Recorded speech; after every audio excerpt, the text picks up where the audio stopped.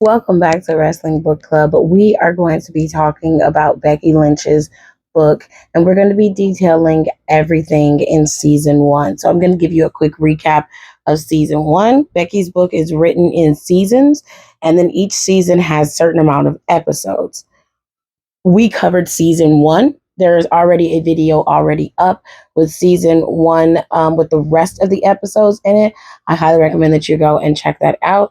But we're going to be finishing off season one called The Growing Years. I'm just going to go over what I quickly think about the book and everything about Becky leading up until her Wonder Years, where she's a little bit older and she's going into NXT and everything else. So sit back, relax, and I hope you guys enjoyed this recap or this analysis of Becky Lynch's book, Not Your Average Girl.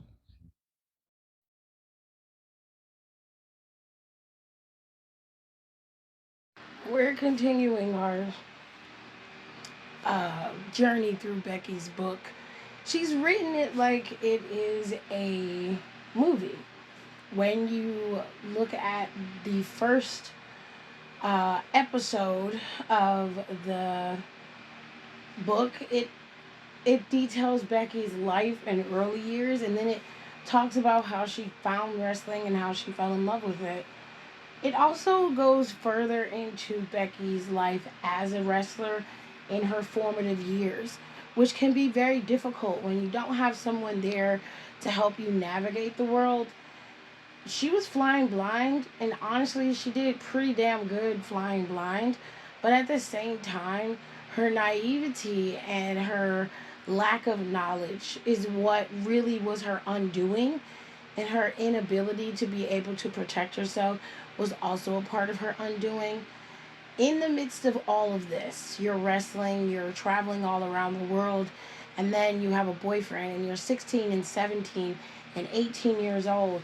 You're still trying to formulate in your brain who you are, and you're still trying to accept certain things about yourself. It can be hard. You're in front of countless people on a daily basis.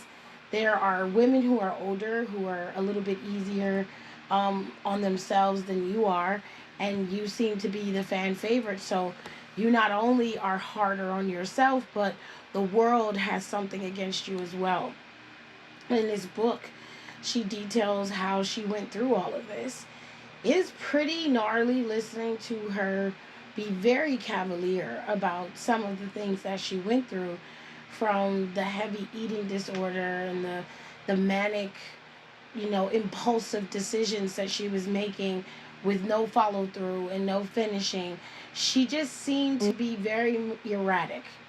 There was no plan. It was just, I'm going to try this and see where it goes.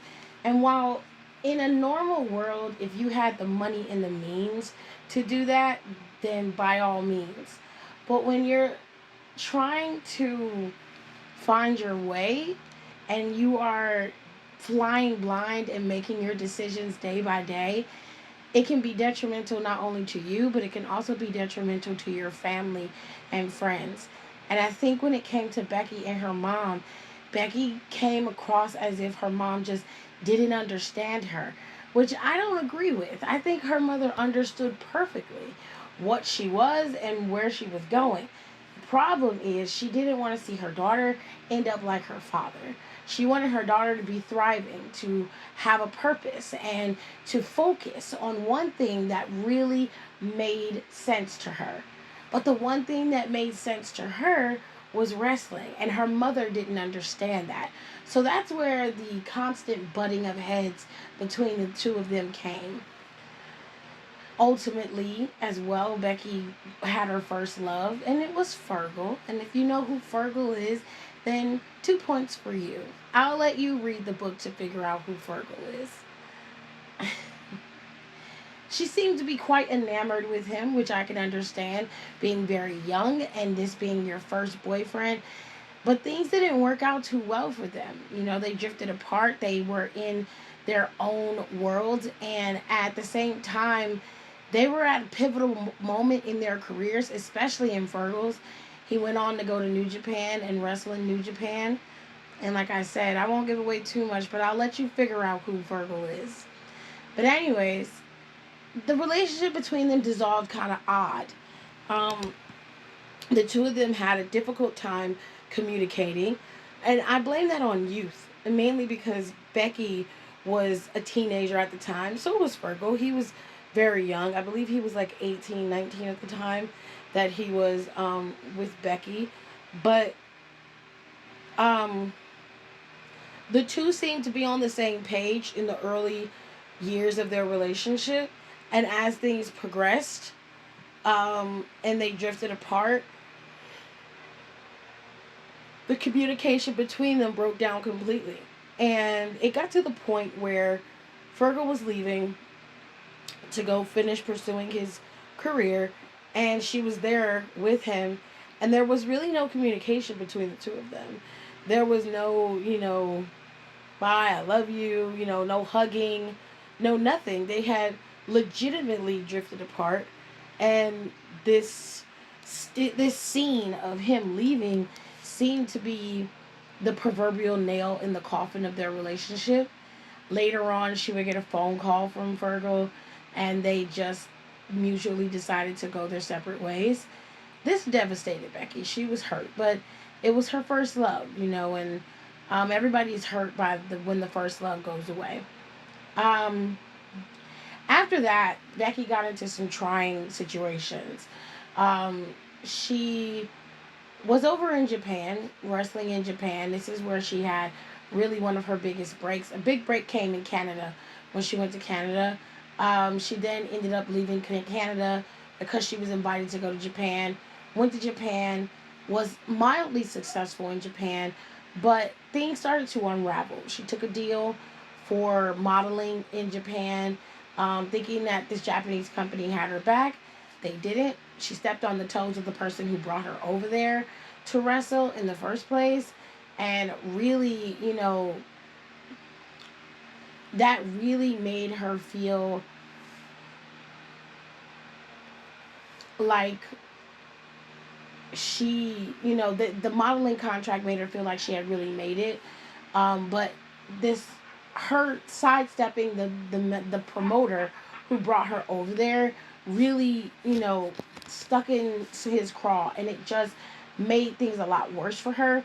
She also was not happy with the other talent that was over there and how they looked in their matches. She complained about how she was booked, or rather where she was booked, and this just seemed or read as ungrateful by some of the other girls who were over there, considering that they were not champion and she was, and they've been struggling, and they basically perceived her to always have the upper hand, but not necessarily the upper hand, more like always having the promoter's ear, so she pretty much can get whatever she wants. At least that's how it was perceived.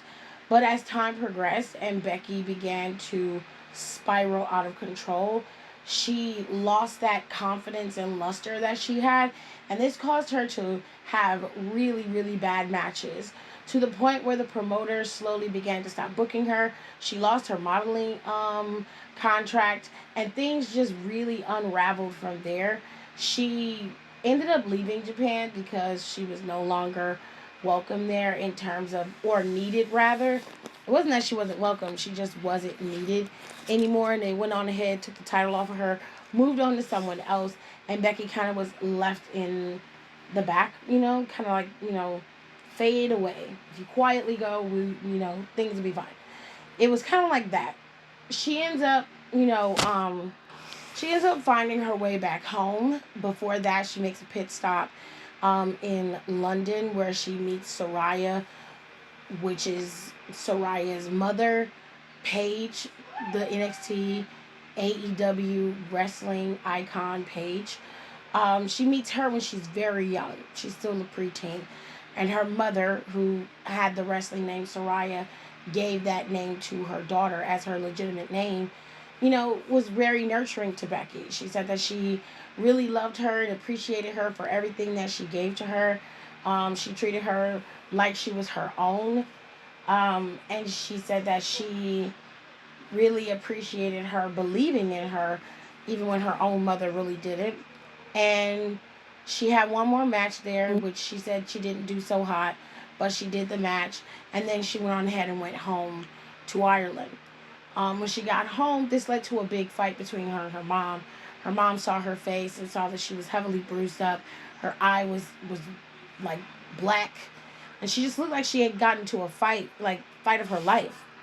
Her mother didn't understand this need to want to constantly beat yourself up every week. She didn't understand what her daughter was doing, and initially, she just freaked out. She just was like, I don't understand this. I don't know why you're doing this. You know, like, you don't have to do this. That was the consensus, was that she didn't need to do this, you know? And of course, Becky was reluctant to listen. She had no desire to listen to what her mother was saying. All she knew is that she wanted to wrestle, and that was it. Um, Her mother wanted her to find something else to have as a backup, or to do something else. And a lot of the jobs at the time um, had dried up, but she was still working. She was still wrestling, and she wanted to do something else as well, which she decided to start bodybuilding. And this is where the eating disorder started. Becky had fluctuated with her weight throughout this entire time. If you notice, in the early days, she talked about her being a chunky kid. She loved to eat. She was very much a foodie.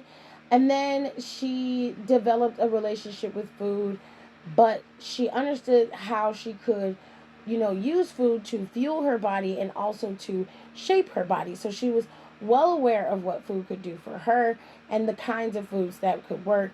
As she got older and began to wrestle, she truly shaped and carved her body to be very immaculate. From what she describes, Becky had really great abs. She was very lean, but she wasn't too small. She was at ideal weight and ideal sculpting that most people would say is a sweet spot for a woman.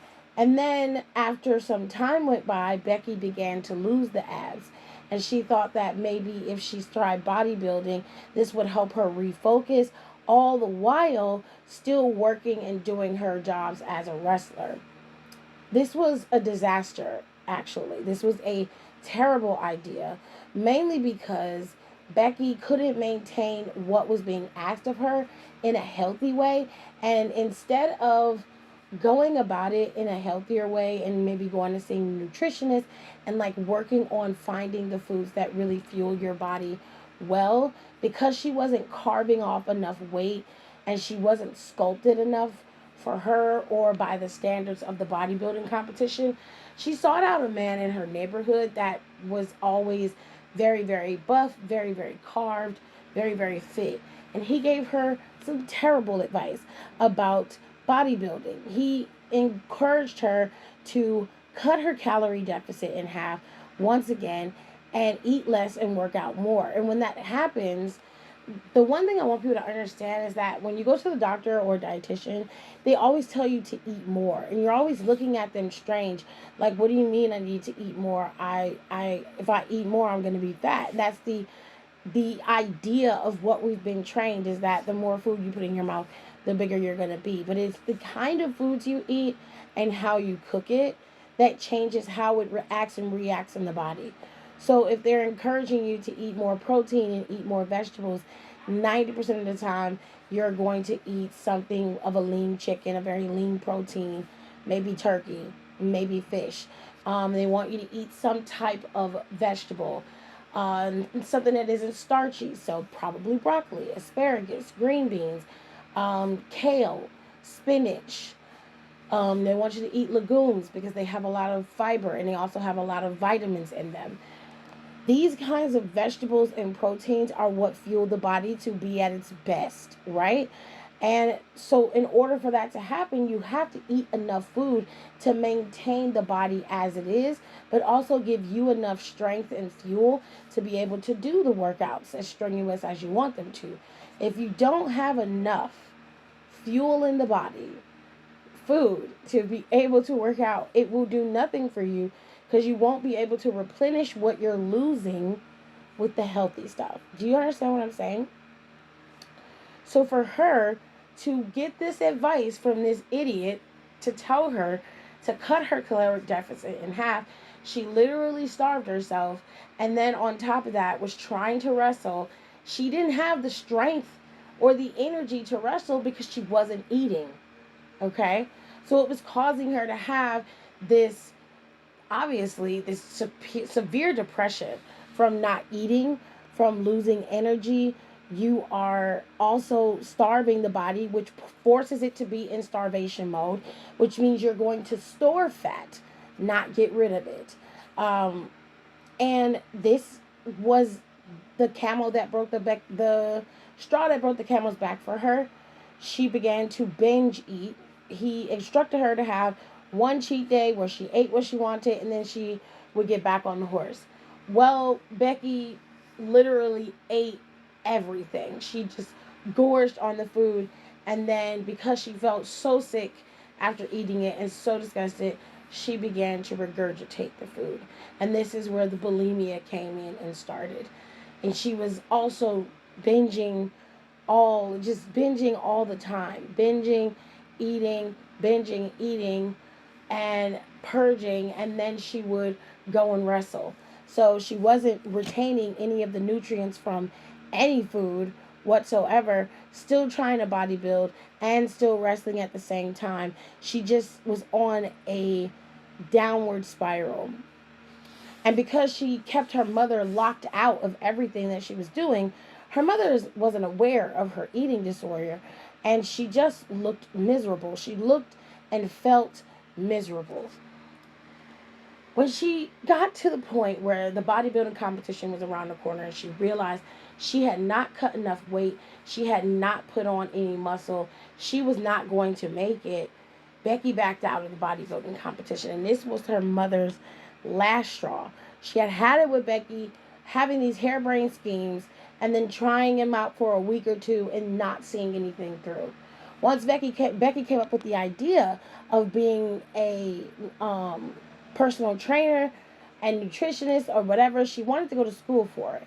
So she found one in Florida, which was easier for her to also, pursue wrestling, because Florida was one of the territories at one point, and you could throw a rock and find a wrestling promotion. So she figured, I can do that, have my degree, please my mom, and still go and wrestle and do what I love. She got ready to go overseas, and she was still depressed about losing Virgo. She was still depressed about everything that she had been through, the binge eating, the purging, and everything just hit her at once she touched down in the States. And she called her mom and said, I can't do this. I want to come back home. And her mother told her no.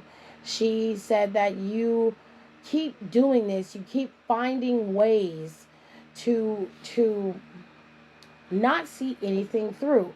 And she said she's just tired of it. She said, this time you're on your own.